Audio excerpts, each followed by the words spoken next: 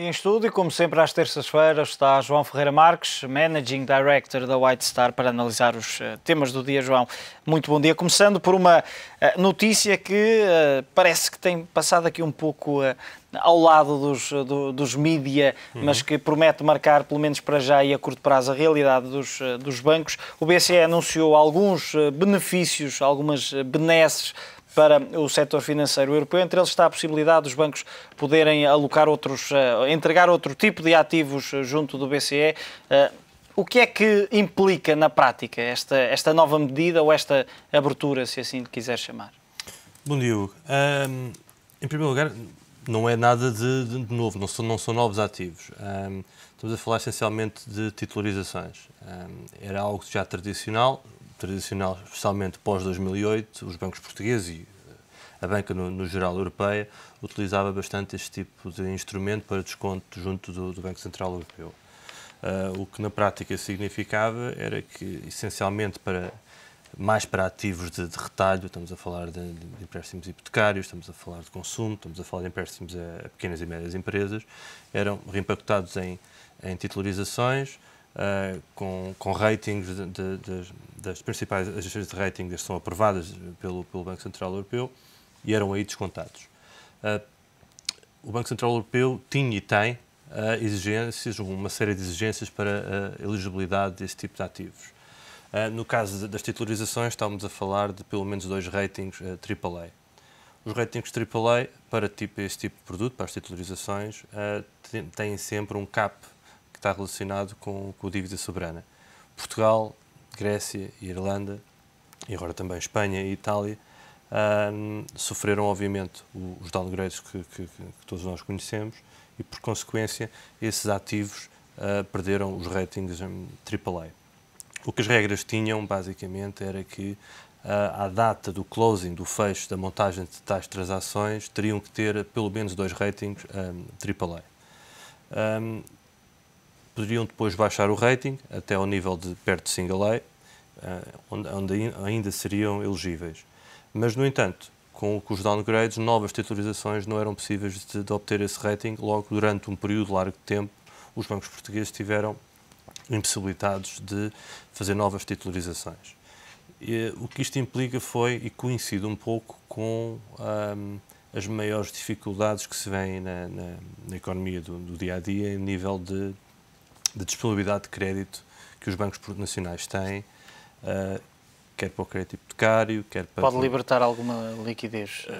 Poderá libertar, porque basicamente significa alguma reciclagem, digamos assim. Podemos dizer que existe agora uma nova facilidade que lhes permite dar mais algum crédito, sabendo que o podem depois descontar junto do Banco Central Europeu. Isto não é algo imediato, no entanto. Estas regras foram passadas e foram informadas ao mercado durante o mês de dezembro. Há pontos que não foram ainda totalmente clarificados. Este tipo de transações demoram algum tempo a montar. Já havia algum gap, digamos assim, de comunicação com as agências de rating, porque para este tipo de produto, obviamente, por não haver necessidade, deixou de haver este contacto, e existem mais algumas regras que não eram exigíveis anteriormente e que agora os bancos têm de cumprir. Estamos a falar de 2 regras muito simples. Uma é em relação à elegibilidade do tipo de ativo. Só estamos a falar de 2 tipos de ativos, crédito hipotecário e crédito a pequenas e médias empresas. Todo o tipo de crédito não é elegível. E depois estamos a falar de pormenores, que não são pormenores, são questões relevantes, que terão que ser colocadas nas titularizações que de antes não eram. Estou-me a referir a 2 pontos simples. Caso tenham derivados para cobertura de taxas de juros, não pode ser o próprio emitente a disponibilizar esse instrumento. E, em segundo lugar, o conceito de backup servicer, ou seja, estamos a falar de quem faz as collections do dia-a-dia, existe esse risco. Basicamente, nota-se, isto é algo que passa das agências de rating para os investidores, inclusive para o Banco Central Europeu, que interpretam que na conjuntura atual existe um risco de que os bancos poderão não estar lá para fazer o servicing habitual das transações.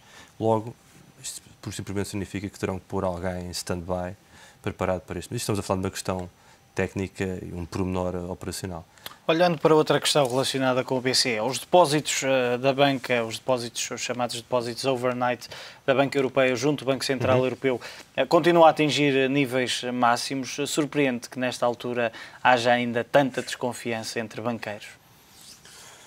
Não surpreende, porque esta desconfiança arrasta-se em diversos tipos de produtos. Não estamos só a falar entre banqueiros. Aqui o que estamos mais a falar, estamos a falar do mercado do antigo mercado monetário interbancário. Estamos a falar de prazos de 24 horas, por isso estamos a esse nível.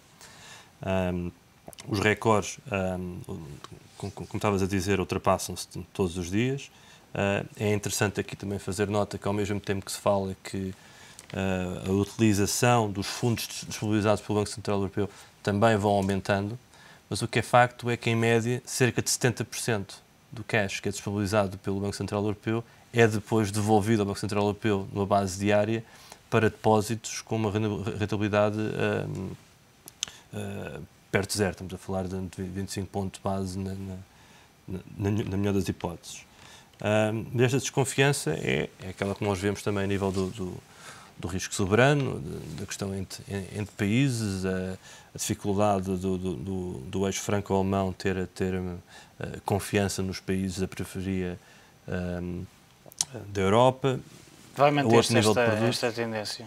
Eu acho que se vai manter. Esta fuga para o BCE? Para o BCE e para as Bundes e para a dívida alemã. Vai-se manter porque é neste momento o que é mais fácil, digamos assim, de aplicar a nível do excedente que existe de cash. E atenção que este excedente não é todo. Há muito outro cash que não é sequer alocado ao BCE e que não está a ser aplicado. Logo, estamos com um problema de liquidez diferente do que existia em 2008 e 2009. Estamos a falar por simplesmente de uma realocação que não é feita por questões de confiança nos parceiros. Olhando para a Comissão Europeia, mudou algumas regras, nomeadamente relacionadas com as agências de rating. Daqui para a frente, e segundo aquilo que foi possível obter e que me também explicaste esta manhã, de 3 em 3 anos, as empresas que são analisadas pelas agências vão ter que mudar obrigatoriamente de agência. Ou seja, se nesta altura há uma determinada empresa, um banco, que é avaliado pela Moody's, pela S&P e pela Fitch, daqui a 3 anos terá que mudar obrigatoriamente e não ter qualquer uma dessas três. É isso? Exato. Isto foi algo que apanhou o mercado um pouco de surpresa. Houve um ou outro draft para discussão, mas o mercado, quando digo o mercado, digo os bancos e as contrapartes que habitualmente lidam com as agências de rating e, obviamente, as agências de rating que foram apanhadas com alguma surpresa. Porque, de um momento para o outro, saíram estas regras que estão a ser discutidas agora ao pormenor, ou melhor, não é discutidas, estão a ser agora transpostas a nível do detalhe, porque aparentemente é uma decisão firme, do que o mercado já chama o carrossel das agências de rating. Basicamente, a interpretação, pelo que me é dado a entender, da Comissão Europeia é que, de forma a aumentar a transparência ou forçar a transparência, nada como criar um período máximo para que as agências deem um rating a determinado tipo de ativo. E que, ao fim desse período, estamos a falar de 3 anos, os emitentes terão então que procurar uma nova agência de rating.